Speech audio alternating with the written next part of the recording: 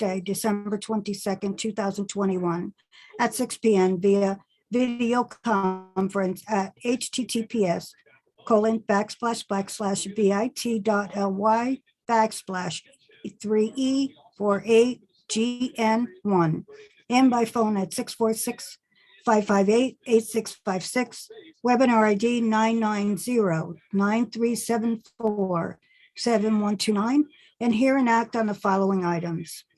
Order of the New Haven Board of Alders approving the appointment of Dr. Abby Quinones Benitez to the Board of Education. Order of the New Haven Board of Alders approving the appointment of Orlando Yarborough III to the Board of Education. Order of the New Haven Board of Alders approving the reappointment of Alphonse Paolillo Sr. to the Board of Zoning Appeals. Per order, Honorable Rosa Ferraro Santana, Chair. Attest, Honorable Michael Smart, City Clerk. These items are on file and available in the office of the City Clerk, room 202 at 200 Orange Street, New Haven, Connecticut, 06510. Since this meeting will be held using solely electronic equipment, participation by a quorum of the members of the same physical location is prohibited unless that location is made open to the public. Any member of the public may request in writing a physical location and any electronic equipment necessary to attend the meeting in real time, no later than 24 hours prior to the meeting. Said person shall have the same opportunities to provide comment or otherwise participate in the meeting as would be afforded in the meeting were held in person, with the following exception. Under law, the committee is not required to adjourn or postpone the meeting if any person loses the ability to participate because of an interruption, failure, or degradation of any person's connection to the meeting by electronic equipment. For accommodations to view the meeting, please email public testimony at newhavenct.gov or call 203-946-6483. For accessibility related accommodations, please call 203-946-7651 voice or 203-946-8582-TTY/TDD. Public comment testimony may also be submitted via email to publictestimony@newhavenct.gov before 2 p.m. on the day of the meeting. If you wish to present testimony at the meeting, you must register in advance at https://bit.ly/3E48GN1 or by calling 203-946-6483 or by emailing publictestimony@newhavenct.gov before 2 p.m. on the day of the meeting. Public can view the meeting at https://bit.ly/3E48GN1.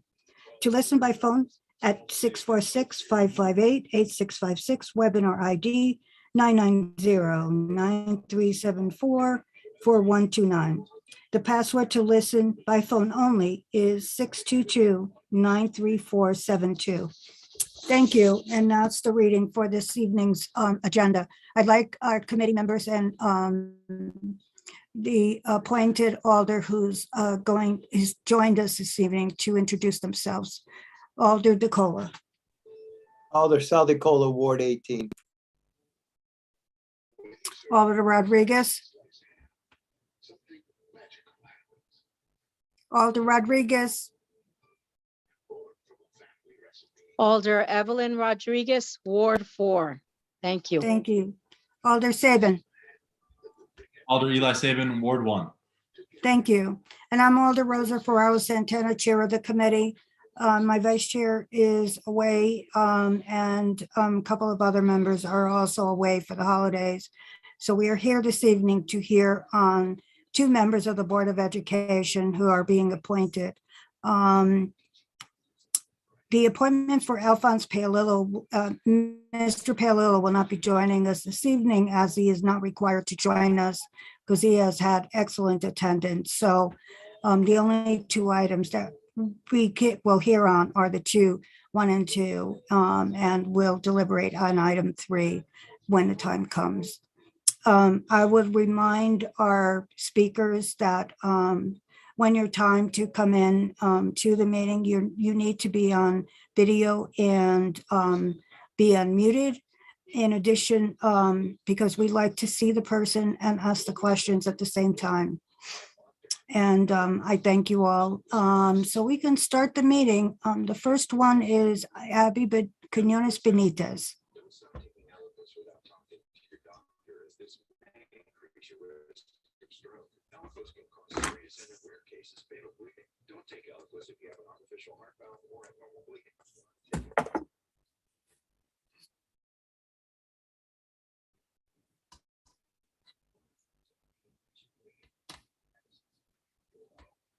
Good evening, Dr. Benitez. Could you please state your name and address for the record? Yes, my name is Abby Benitez, Quinones Benitez. I am a resident of 1095 Townsend Avenue in New Haven, Connecticut, 06512. Thank you very much. And you're being appointed, you're being requested to be appointed to the Board of Education. I know from your background that you have a lot of experience. So tell us about what you would, what your experience would like to be on this Board of Education. So first of all, I want to thank the Board of Aldermen to take the time to interview me for this appointment. What do I bring to the Board of Education in New Haven is a very long career at the New Haven Public Schools, not only as a paraprofessional, a professional educator, both in the instructional area and in the special education counseling area, but also as a parent of the New Haven Public Schools. Two of my daughters graduated from New Haven Public Schools, attended there all of their lives. So what can I do? My experience in New Haven has been that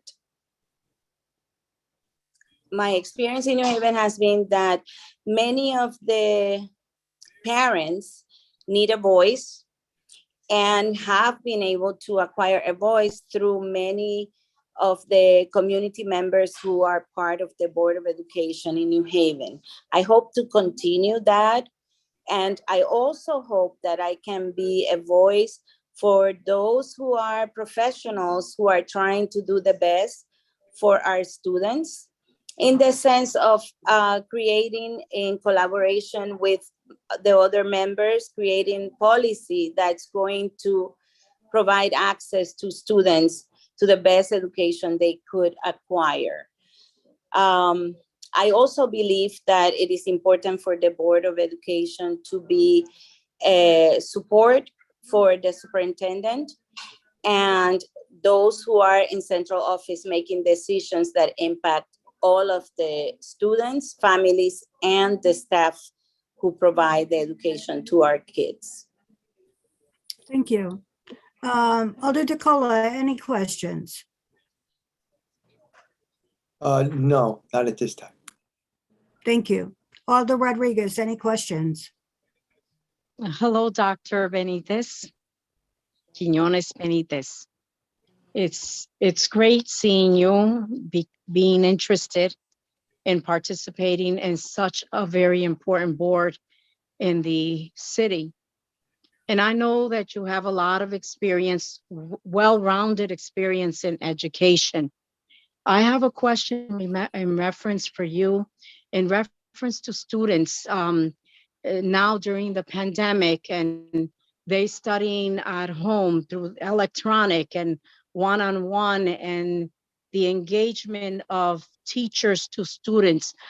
Do you see that being affected in terms of the world of electronics, the engagement of student to teacher one-on-one? So I believe that this is something that varies. Some students have done really well with the digital experience, and they have been able to not only work with teachers online, but also to access online support that is more independent.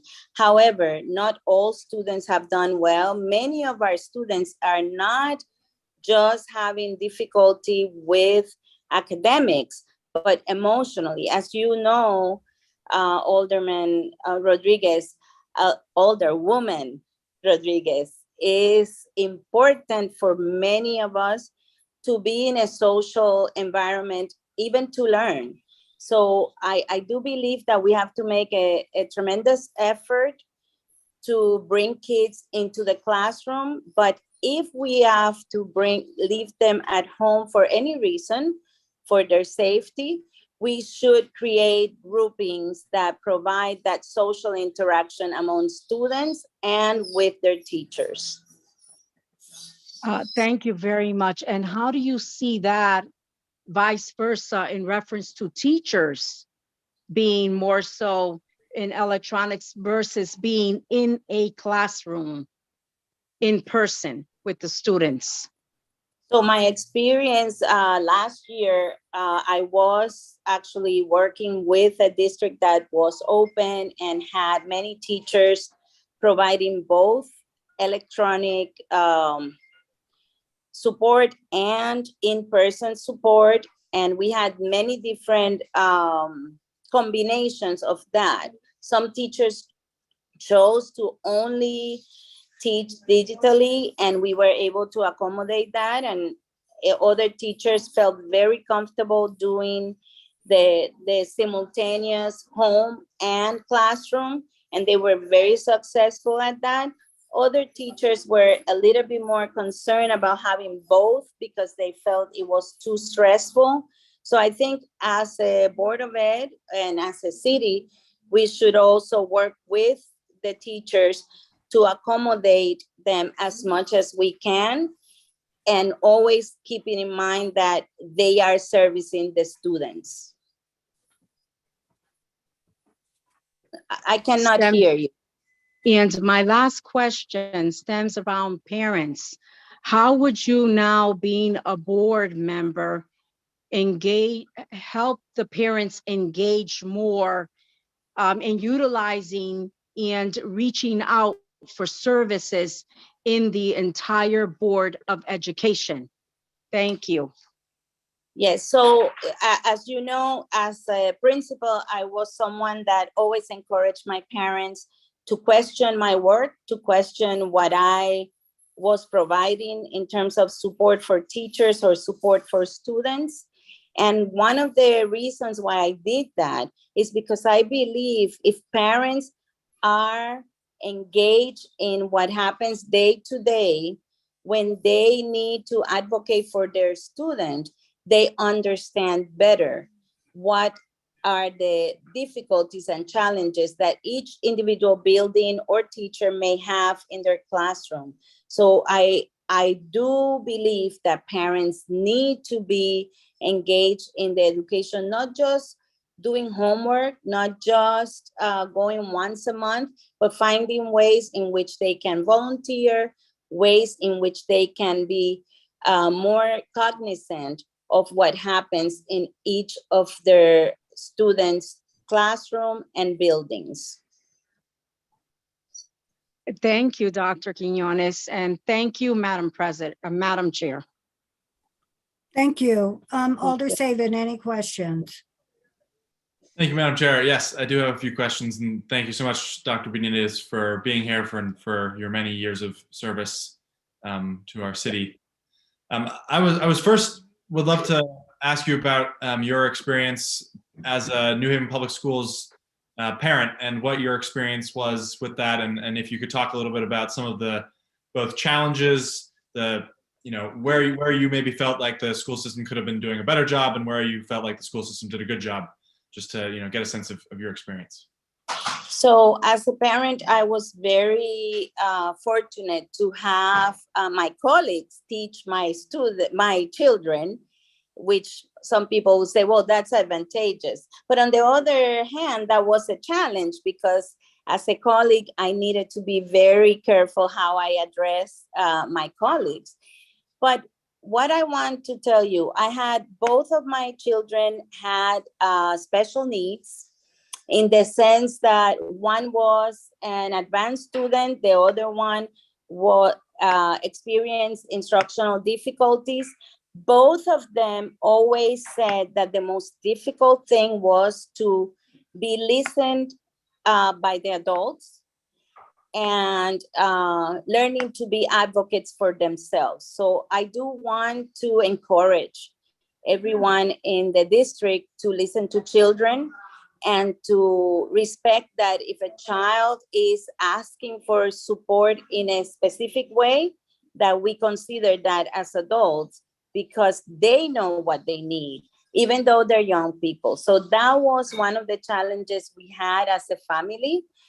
But one thing I have to say, my children have had the most multicultural experience I have heard of from any of my colleagues. People who raised their children in Connecticut and were not in New Haven did not have the same experience we had. My children were able to meet people from all over the world, people from the United States who were having challenges that they would not have known about if they had not gone to New Haven Public Schools. So now they are two women who are strong women because of the exposure they received in the district and also the education they received in the district.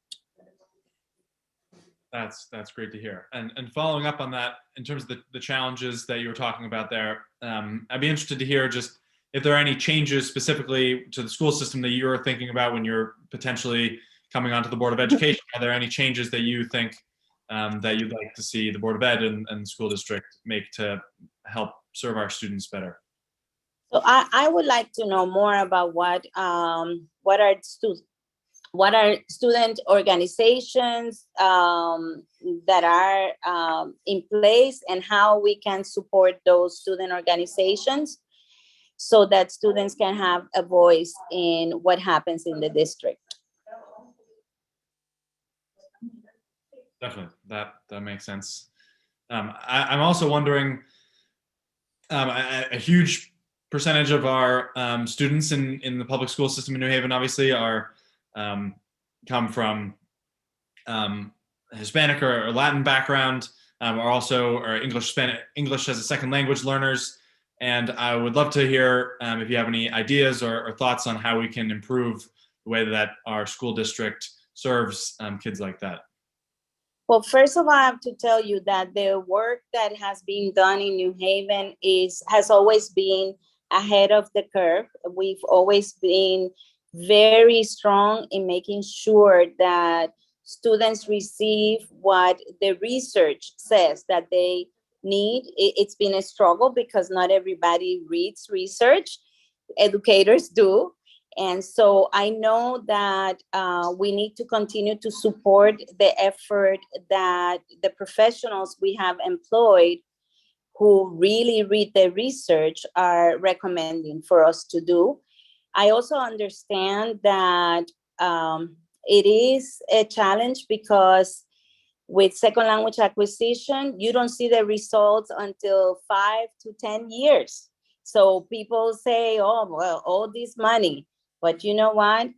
New Haven has proven that if you do that, we can produce a population that are now professionals who are working in our city, who are working in our universities, who are working in major industries in the United States, and they were our bilingual or English as a second language students. So we do know what we are doing. We just need to bring everybody together in understanding how we need to do more of what we do well. Thank you for that response. And Madam Chair, I have two more questions. I don't know if it's all right if I ask them now, or I can let someone else ask questions. Do any of the colleagues have a question that they would like to ask? Okay. Go ahead, Alder Saban. Thank you, Madam Chair. One of my last questions is, a significant number of our students are not reading on grade level, and I think literacy is obviously an incredibly important part of what the school system does, and teaching our kids to read and write is make sure that they have the foundation to live a good life. And so I would be very interested to hear if you have any thoughts on what you think the school district could be doing better, whether that's teaching phonics or adjusting our literacy or reading curriculum. Any ideas there would be much appreciated.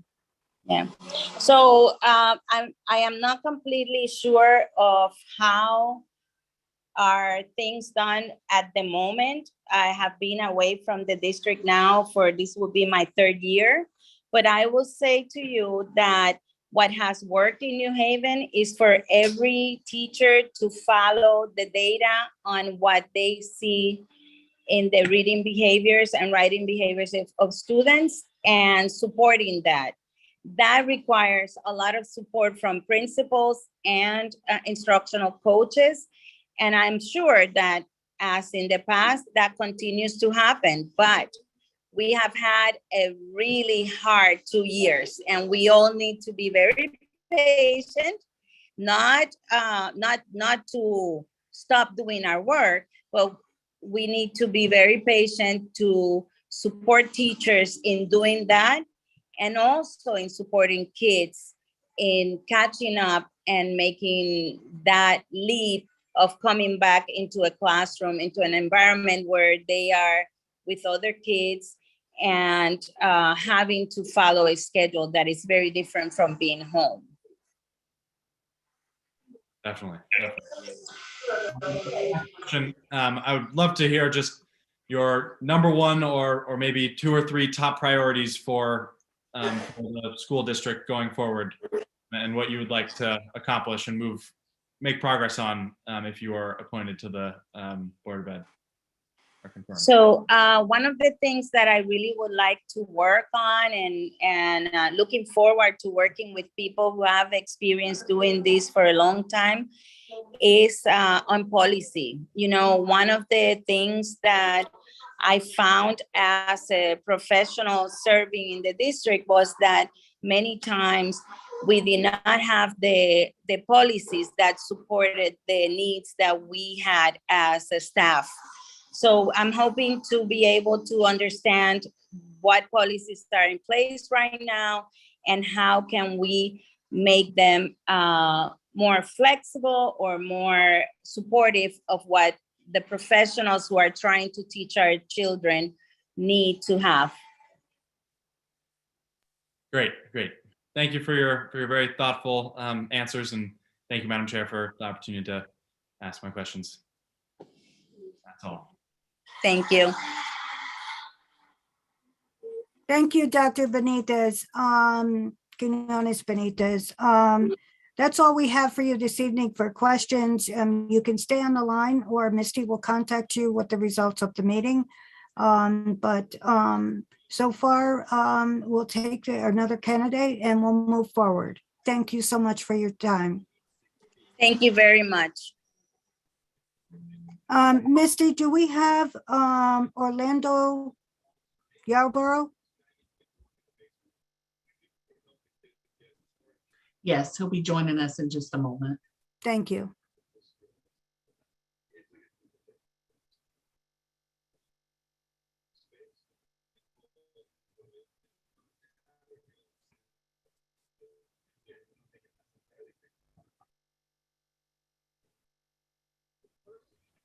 Good evening, Dr. Yarborough, the third. Could you state your name and address for the record, please?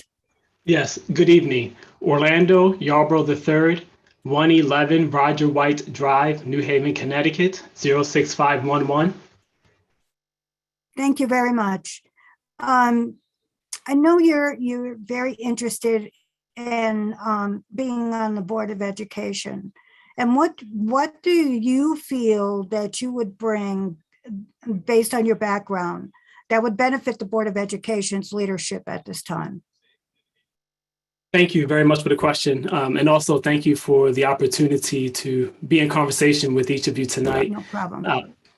In terms of the board, specifically being collaborative, being able to connect and work across differences, being able to ask good questions, allowing us to look at the data in terms of what produces a high quality school district, what are the mission and vision for our particular school district, and then asking the questions and applying the research to allow us to move in that direction.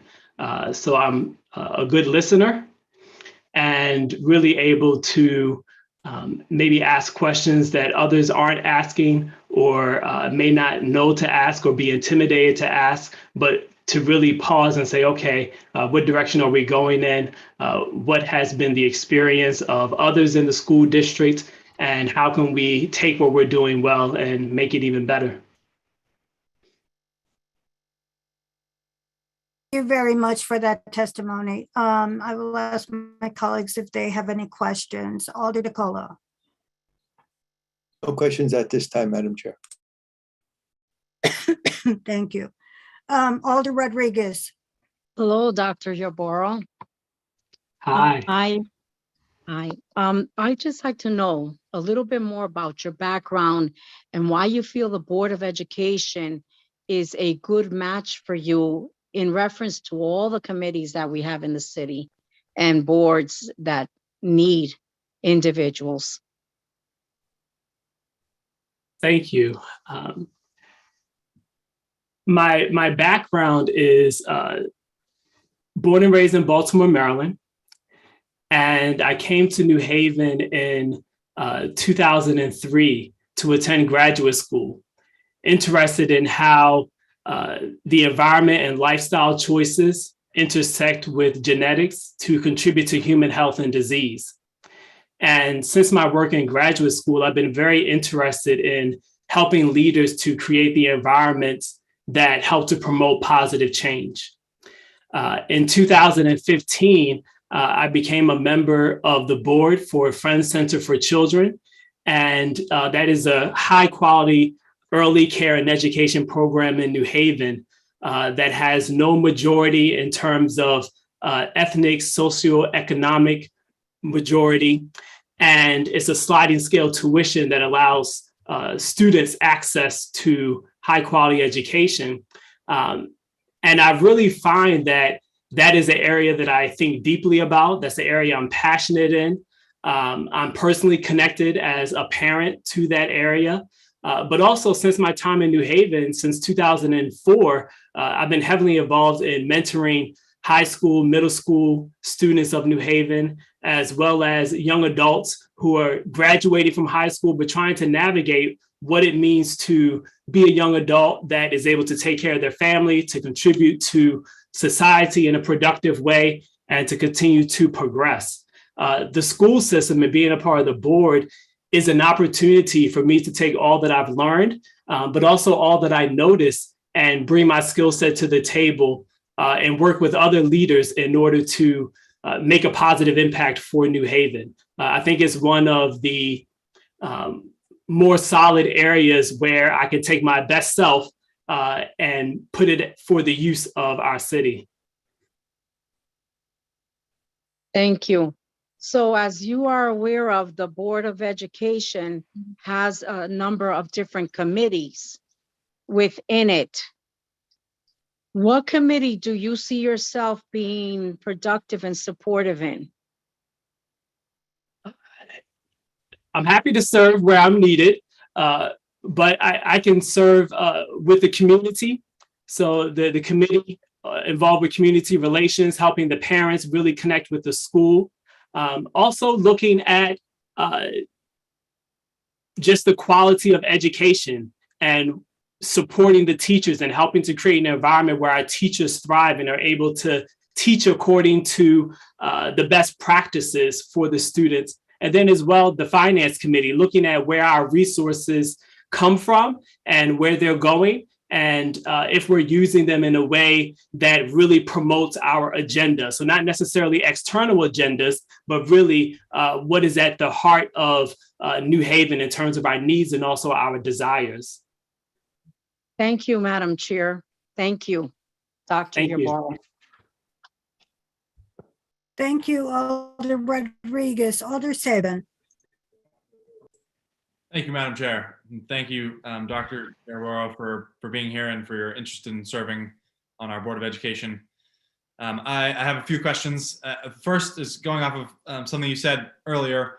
You said that you were interested in thinking about what makes a good school district, and I would love to hear sort of what you think makes a good school district and what that means for your vision for New Haven Public Schools. Thank you. A couple of things come to mind. One is collective vision, meaning really taking the expertise that is already around us and the experience that educators have and leaders in New Haven have around education, and coming up with a collective vision and a collective set of core values that many people can get behind and not just a few people. So leadership, I think, is very important in terms of a high quality school district. Also a growth environment. So an environment where our teachers thrive, where they are highly skilled, but they also keep growing and keep developing. And a scenario for our students where they're in a high growth environment. So failure is not a bad word. They're growth oriented rather than goal oriented. They become lifelong learners, and they're confident not just in their education, but also in their ability to learn whatever is necessary in order to move forward in life. And then finally, I would say or two things. One, a school district that is adaptable in terms of its leadership, but also in terms of any challenges that come forward or any opportunities that come forward. And then lastly, a school district that is fully resourced. Having the resources to fit the vision or to exceed the vision will be very important. That's why I think how we manage resources is important, but also how we are creative and bringing in more resources will be very important to New Haven. Thank you. And to follow up on something you said there, you said that you want our students to be growth oriented rather than goal oriented. And I'd be interested to hear your thoughts on standardized testing and the use of testing in our schools, and how you see that fitting into your thoughts on growth and versus goals. Yeah, thank you. Metrics are important, but I think how they're placed and how they're positioned for a student matters, and for a family matters. What we don't want is for a student to perform very well and then take a break and stop learning. They've reached this goal, they've reached this metric, and now they think they've arrived and they no longer push forward to achieve. The upside of metrics is that they give us something to shoot for, but the downside of metrics is that they can be too low, and the expectation can be a low bar when our students can perform much better. I think standardized tests in the past, especially if we look at the college system, has been something used for money and something used for ranking, but not necessarily something that accurately reflects how a child or a student will perform. Graduate schools have long known that the GRE and other standardized tests are not accurate predictors of how students will do in graduate school. Or in college. I think it's very important for us to know as educators that standardized tests do not present the full picture. So I think we will do better to really look at how students learn over the course of a full year, over the course of several years, and really understand our students and help them to tap into their strengths there, their growth opportunities there, rather than using the standardized tests to measure performance or even reward performance. I don't think it's a great measure. And statistically, it's not a great measure. Thank you. I also wanted to follow up on what you were saying about resources earlier. the Board of Education has struggled with budget deficits over the last several years, and often has come to our board to make sure that they can pay the bills at the end of the year, at the end of the fiscal year. And we have also received, the Board of Education has received a large amount of money in ESSER funding from the federal government recently. So I'd be interested to hear your thoughts on how you think maybe we should spend some of that federal money, and also if you have ideas about how we can make sure that the district is on good financial footing going forward, and that we're providing consistent services to our students without running into deficits. Yeah, thank you for the question. I first would like to better understand what our financial challenges are and what our financial opportunities are. I imagine it's a complex set of scenarios, and so I will want to understand it first. I do think it's important for us to have very skilled financial advisors who are a part of understanding what happens financially in our district and making recommendations that the school system leadership, as well as the board and the alders, can use in deciding how to move forward. In terms of having a budget that is balanced and is not a deficit, we're adults and have to make hard decisions. We need to create a balance that is, we need to create a budget that is balanced. And then we can also say, if we had additional resources, this is what we would change, or this is how we would spend it and invest it. And we also need to be honest and say, here are some of our goals. And this is what we need to meet these goals. And here's where we fall short. And then we either bring in more money to meet those goals, or we have to modify the timeline of those goals in order to move forward. I think the unfortunate part and really the sad part is that our students suffer when we don't meet our goals. And so it's very important that we do our best, but that we also bring in professional help when needed in order to do what's appropriate. Thank you.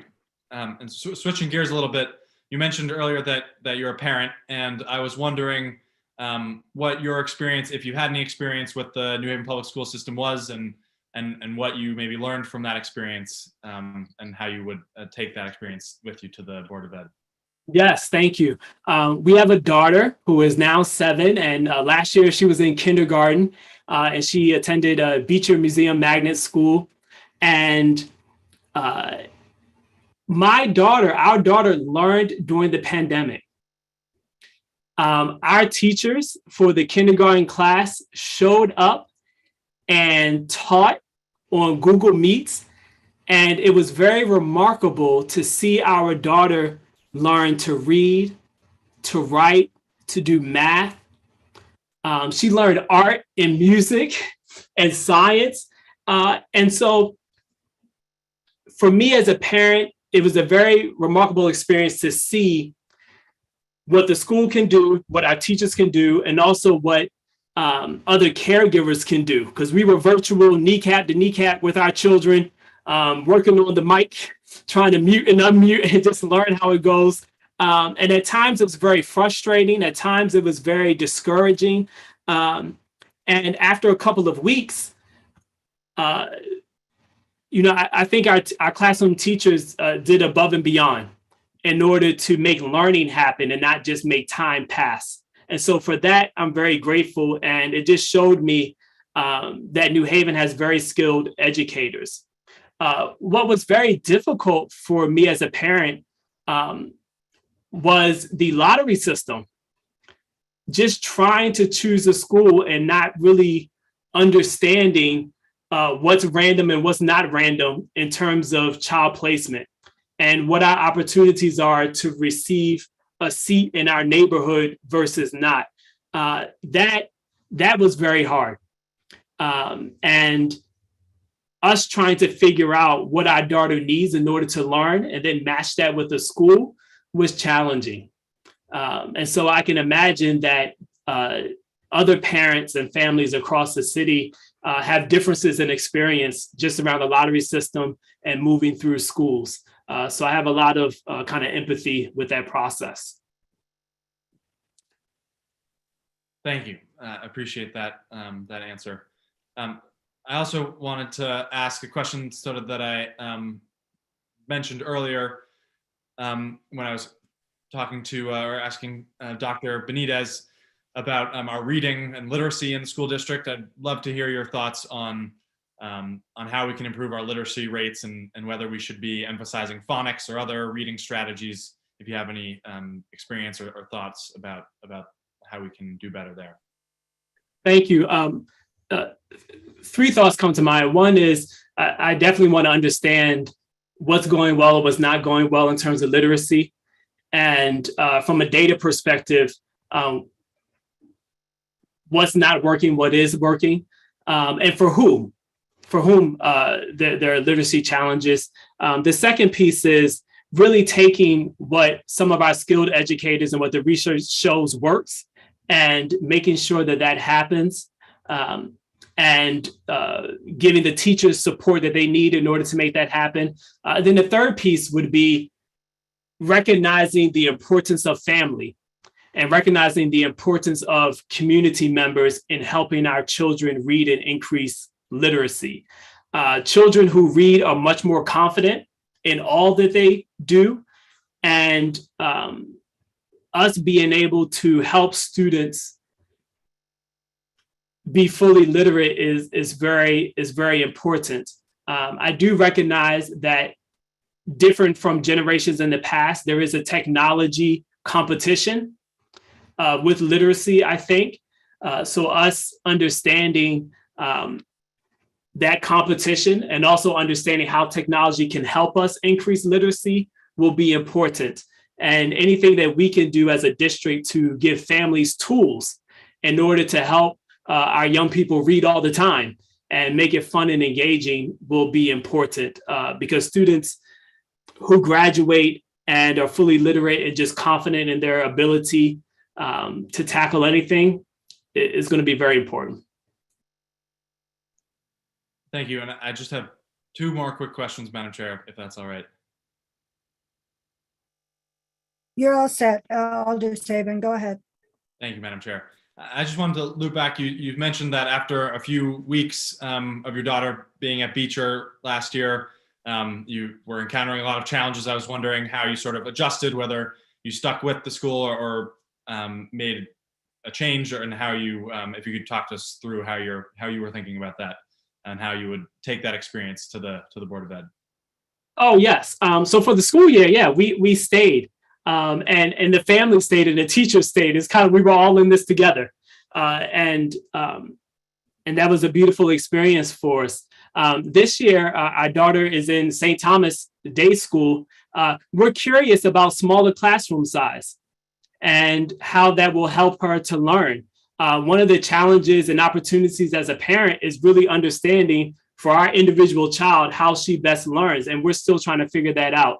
And so that's what we're exploring this year to see if it makes a difference. And what's challenging, I think, for me as a parent is that there is no ideal solution. But I think one is possible, but there isn't one yet in terms of education in New Haven. But yes, that's been our experience. Thank you. I appreciate that explanation. And my last question is about something that I know is important to a lot of our young people in our youth in our schools who've been, out at rallies and talking about the future of our planet and climate change. And I'd be interested to hear whether you have any thoughts on whether you think the Board of Ed could be doing more regarding education and policies as well with, how the Board of Ed operates regarding climate and the environment. Yes, I don't know fully what the board does now in terms of climate and the environment. I think our students are very well suited in terms of being in the school system day in and day out to know what the opportunities are around protecting the environment, of reducing waste, of reusing things. I think the board can probably do two things if we haven't done them already. One, help empower the students to create the avenues that they've been thinking about in order to reduce the changes that are happening in the environment as it relates to climate. And also, we can find out what schools in New Haven are currently doing a good job. And even making a competition between schools if we want to, a friendly competition, but find out what the schools are doing well and highlight them and learn about their practices, and then share those practices with other schools in the district. As well, we can figure out across the country and across the world what other school systems are doing in order to protect the environment, and figure out, okay, are there things here that we can adopt, and just to learn from others and implement things. There will be a cost to that. So I think we need to understand the cost to making those changes and the benefits. Thank you. And thank you for your thoughtful answers and for your interest in serving on the Board of Education, serving our city. No further questions. Thank you, Madam Chair. Thank you. Thank you for considering me.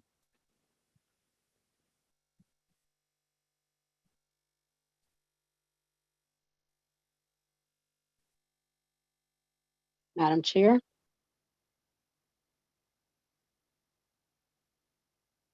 Thank you, Alder Sabin.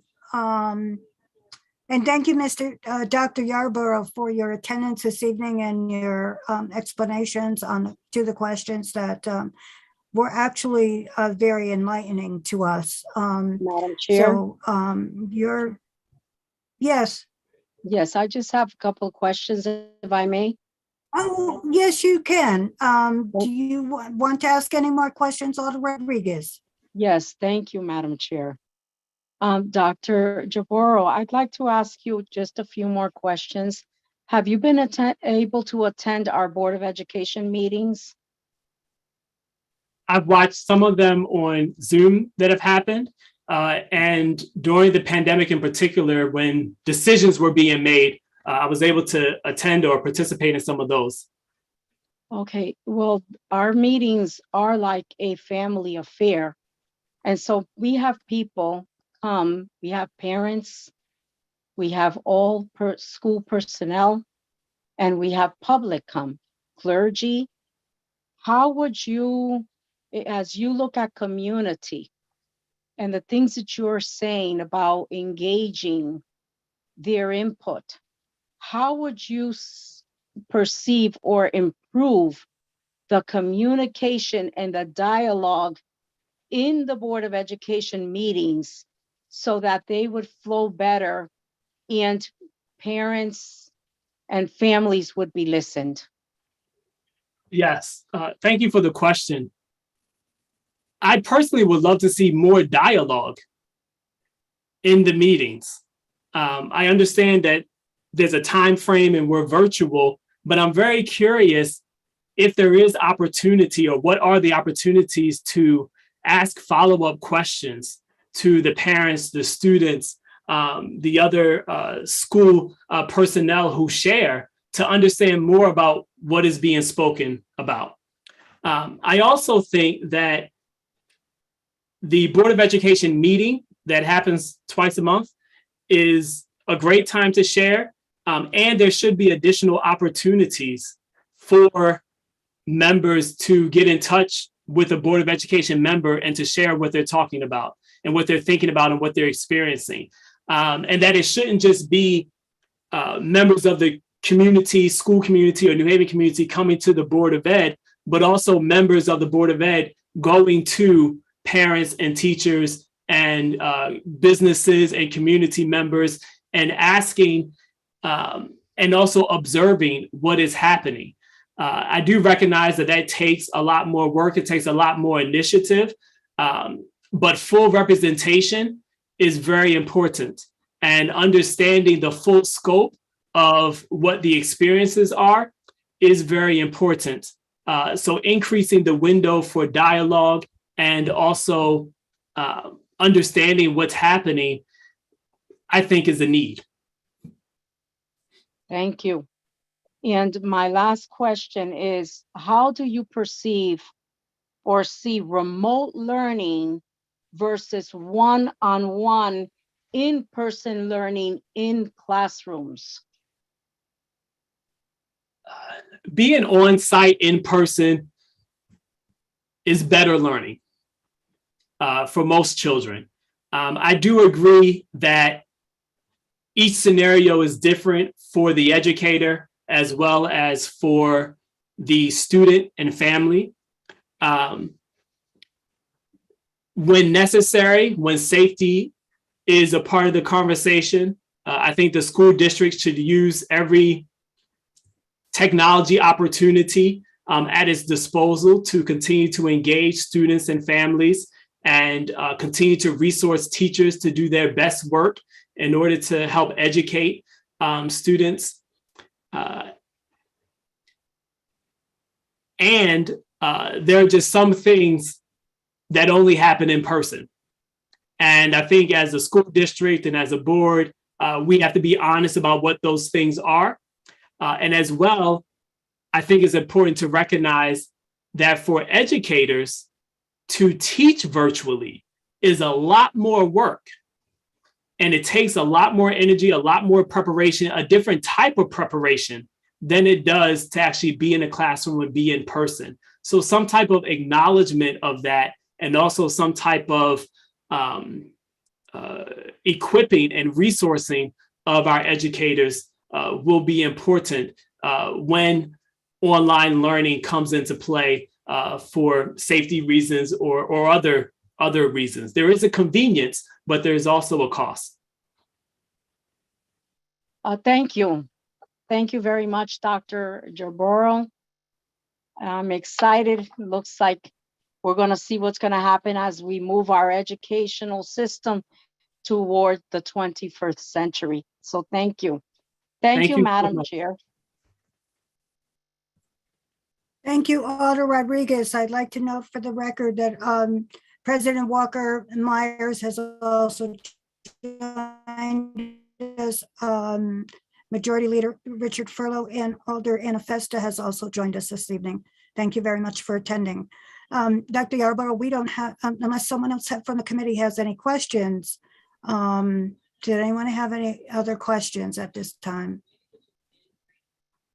Okay, then we could let you go, and you could stay on and listen, or you can get off, whatever you'd like to do, and the committee, Misty will get back to you from our committee staff person and let you know the decision this evening. And thank you so much for attending. Thank you. Thank you. Is there anyone from the public that would like to testify on behalf of Dr. Abby Quinones Benitez or Orlando Yarborough? Is there anyone from the audience that would like to talk? Oh, I see Alex Schiavone is joining us. Yes. Oops. Here I am. Yes, thank you. Thank you, Chairwoman. And thank you everyone for coming together tonight, especially right before the holidays. Yes. You're here. Excuse me, Dr. Schiavone, Yeah, I'm not a doctor. Alex Schiavone, could you please tell us your name and address for the record? Sure. My name is Alex Schiavone. I'm at 277 Willow Street in New Haven, 06511. Thank you. And you're speaking on behalf of one of the candidates or both? I actually was going to submit my recommendation for both, just my support of both, but I do know Dr. Yarborough more. So okay, if that's okay. That's fine. Okay. So I just wanted to share with you all that I support the nominations of both candidates, Dr. Benitez and Dr. Orlando Yarborough III. I think they're both compassionate, civic-minded, thoughtful New Haven residents. I think, in my opinion, they would bring strong leadership, impassioned listening, and reflective decision-making to the Board of Ed.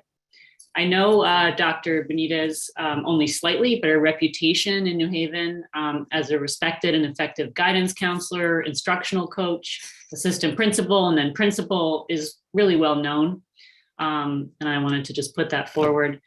I know Dr. Yarborough much more in depth. We first met in 2013 when we were both participants of a program called the Graustein Memorial Fund's Community Leadership Program. It's also known as CLP.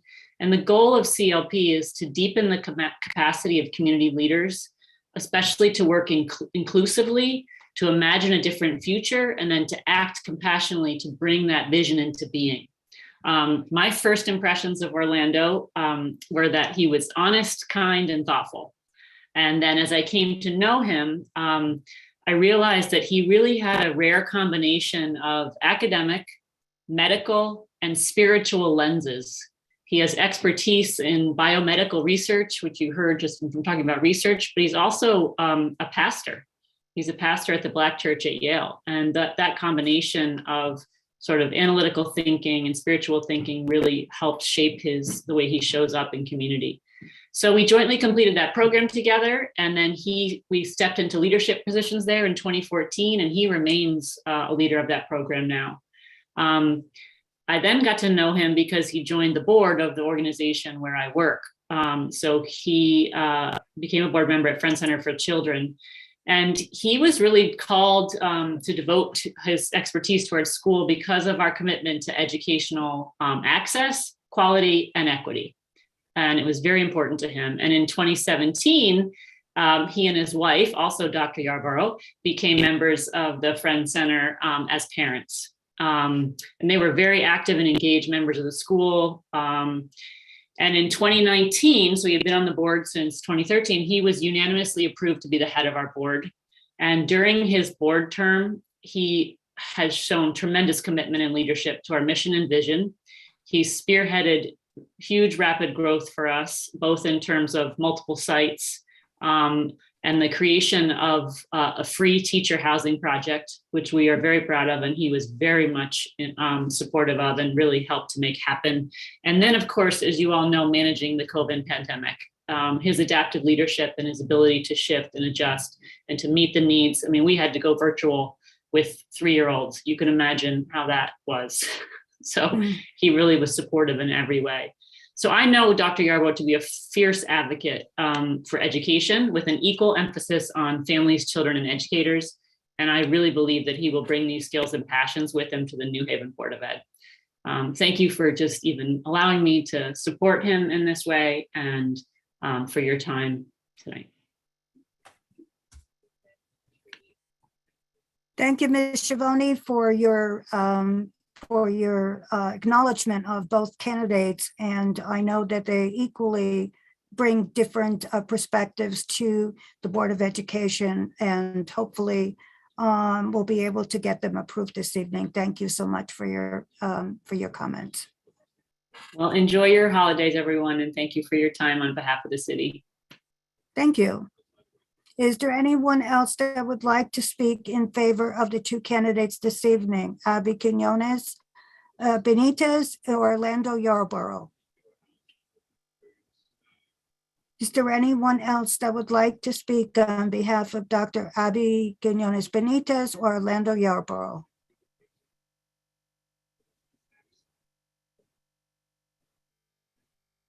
I see a Todd Foster coming in.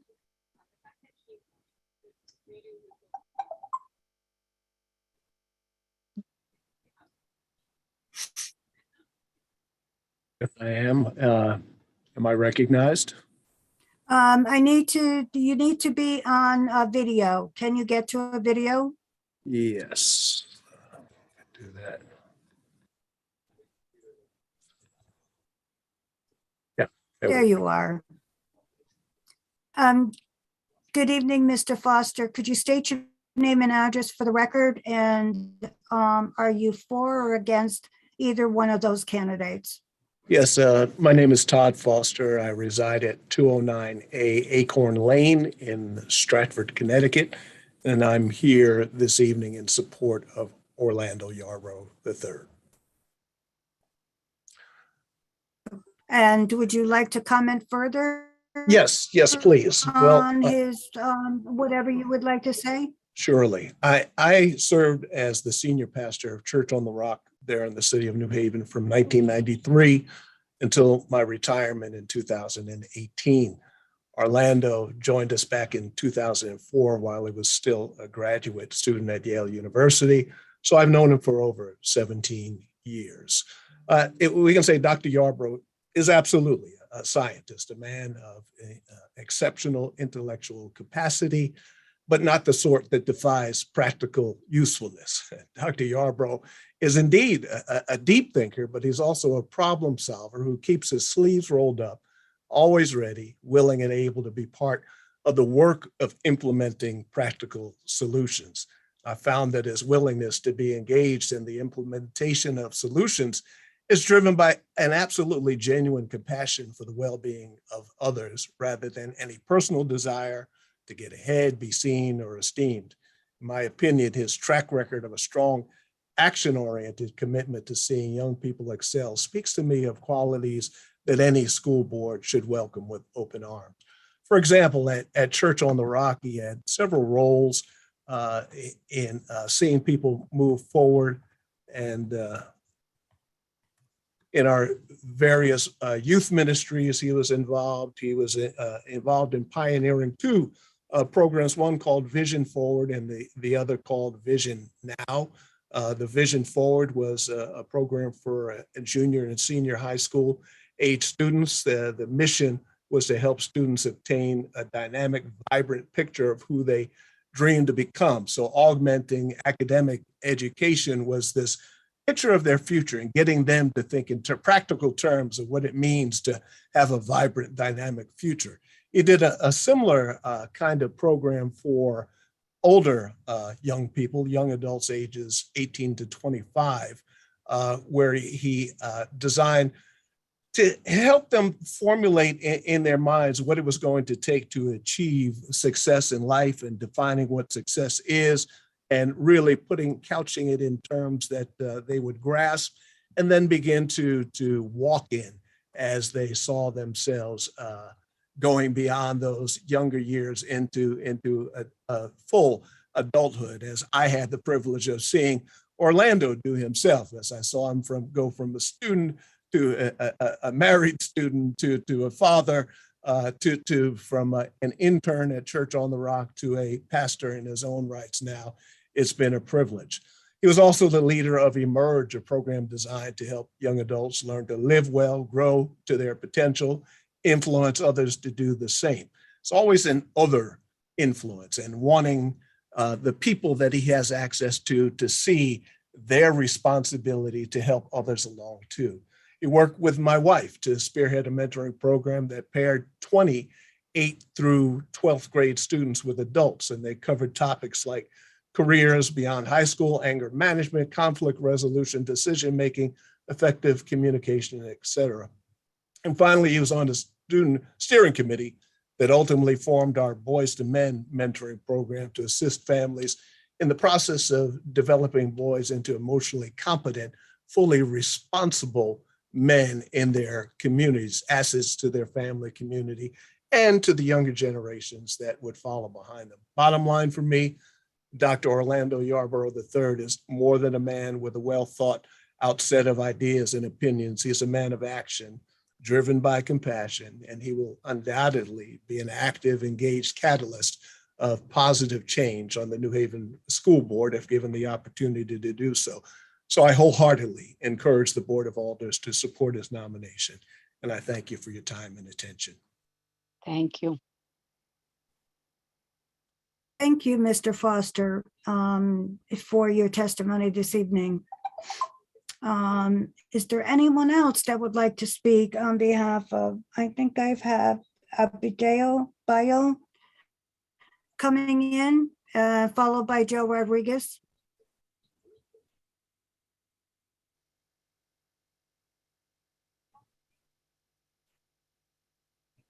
I have Joe Rodriguez up next.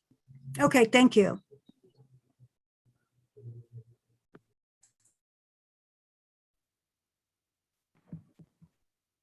Good evening, Mr. Rodriguez. Could you state your name and address for the record?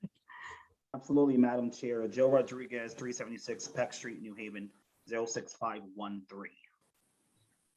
So you are testifying this evening on behalf of both or one? Both individuals?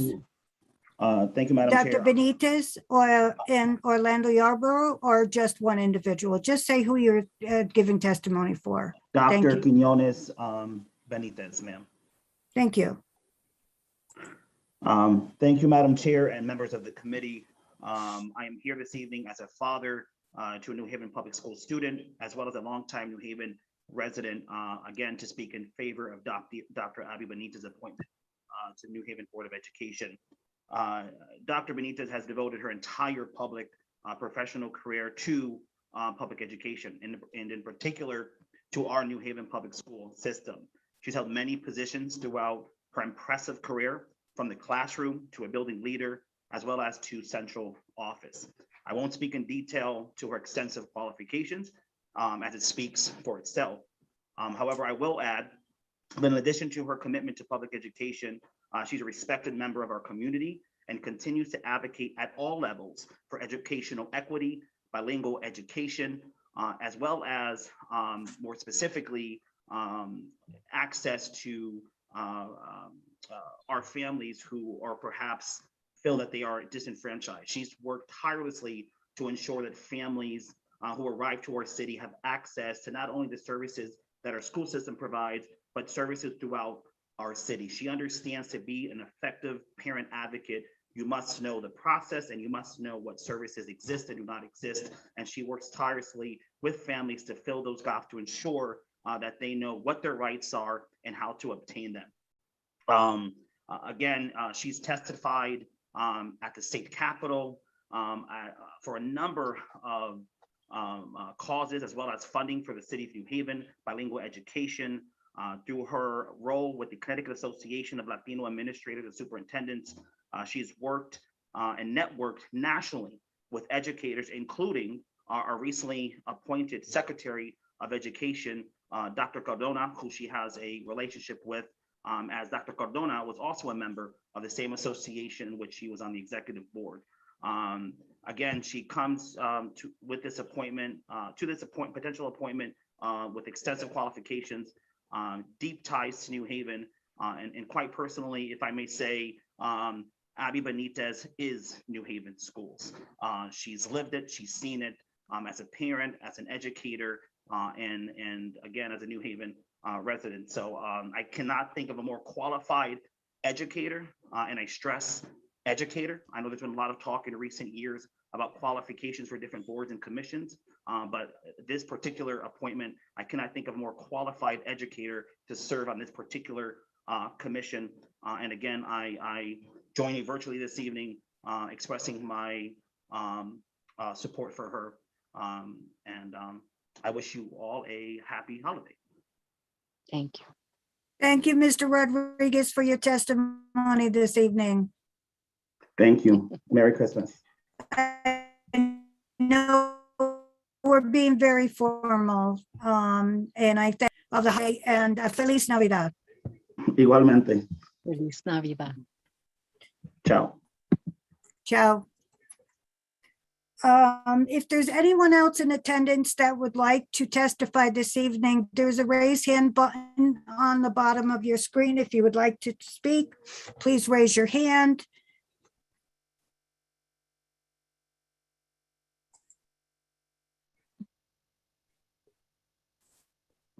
Does anyone in attendance that would like to speak this evening, please raise your hand.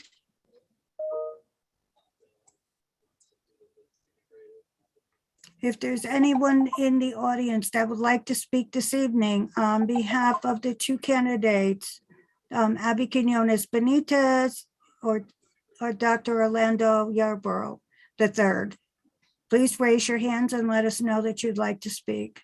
Seeing none. Madam Chair, I moved to yes. close the public section.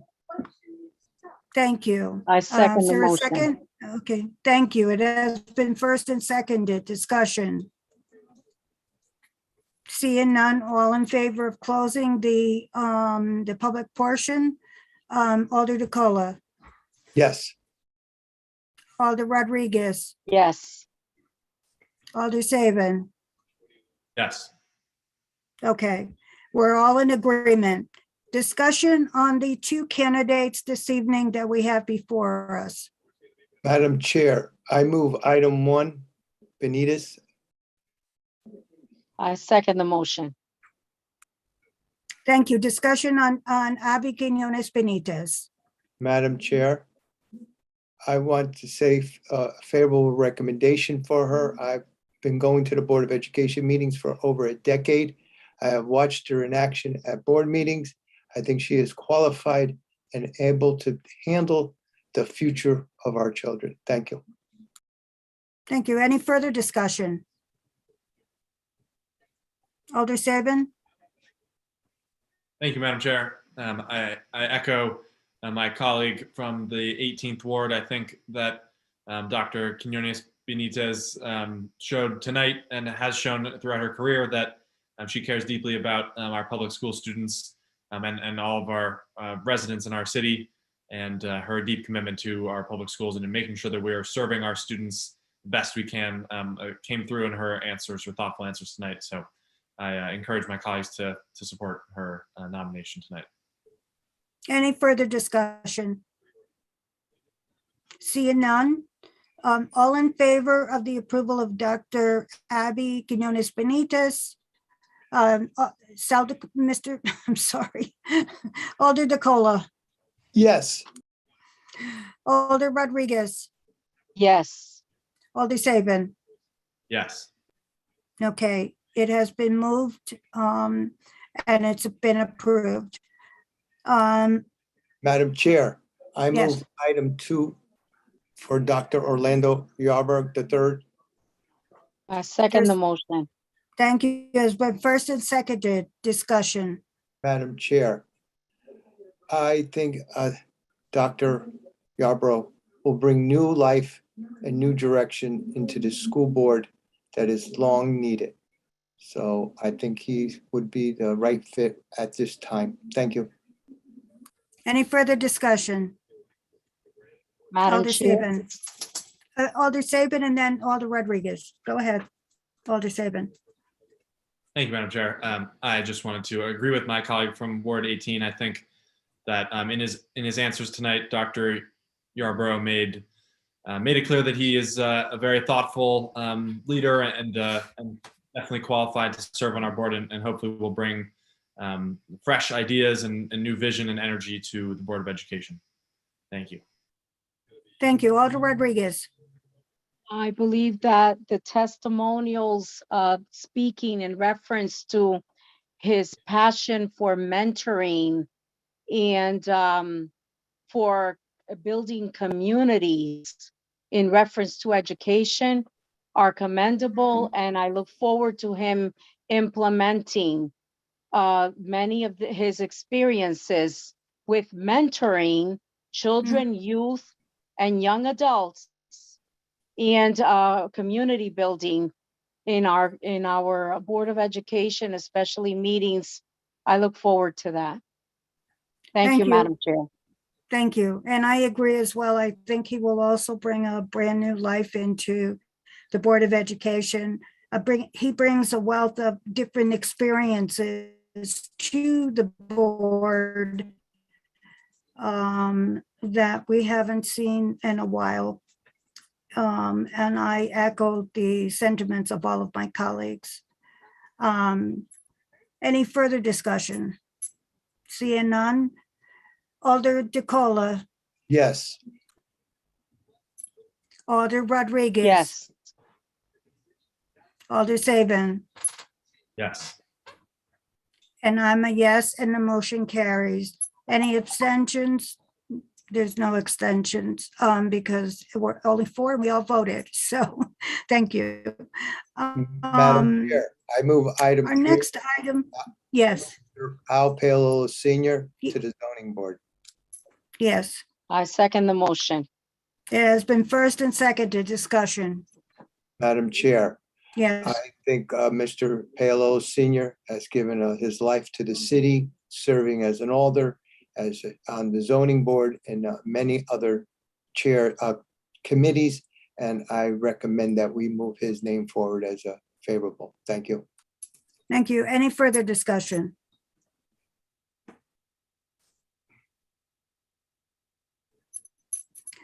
I would like to say something on behalf of Mr. Paolillo Senior. I've known him practically my entire life.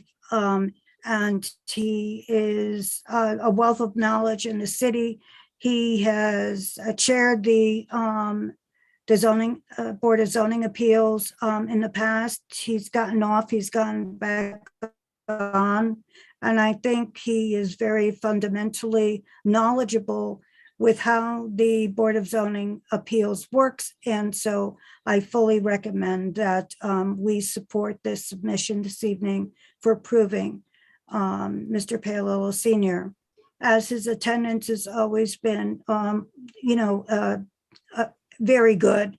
There's no question as to his commitment to sitting on this committee. We will now take the vote. Alder DeColo. Oh, I'm sorry. Alder Saban, did you want to say something else? Thank you, Madam Chair. I was just going to say quickly that I agree with what my colleague said. I think Mr. Paolillo has had a long record of public service and commitment to our community, and he cares deeply about our city. And I think his stellar attendance record is good evidence of how much he cares. So I support his reappointment to the Board of Zoning Appeals. Thank you. Thank you. All in favor of supporting his candidacy, Alder DeColo, Yes. Alder Rodriguez, Yes. Alder Saban, Yes. and I vote yes. We have there's no votes, and there's someone wanting to change their vote. So we are approved for Mr. Alphonse Paolillo this evening. And that is our items on the agenda this evening. We have nothing else to discuss. Madam What are Chair, the wishes of the committee? I move that we adjourn. I second the Is there a motion. second? Is I that first second and the second discussion? Yes. All in favor of saying goodbye, but before we do, thank you all for attending this evening. And I know it's just before the holidays and it's been very difficult, but I promised not to have a long-winded meeting, and I didn't. So thank you all for participating, and have a happy holiday. Yes, Alder Saban. Thank you, Madam Chair. I just Go wanted ahead, Alder Saban. I just wanted to say very quickly that this is our last Aldermanic Affairs Committee meeting of the year and of the term. And I wanted to say thank you to our colleagues on the committee and to you as our chair for doing a great job in making sure this committee does its good work over the last 2 years. Thank you. Thank you all. And we'll see you all in the new year. Have a good evening, and you're all dismissed. I vote yes to adjourn. We didn't vote on it. Oh, Yeah. okay, yes, to adjourn. Yes. Okay, Alder Saban, yes, Yes. and I vote yes. Good Yes. night, everyone. Good Good night. night. Merry Good night, Christmas to Misty. Happy everyone. New Year. Good night, Mitzi. Happy New Year. Merry Christmas. All those wonderful things. Good night, everyone. Have a wonderful Good night. holiday and a happy new year. Thank you.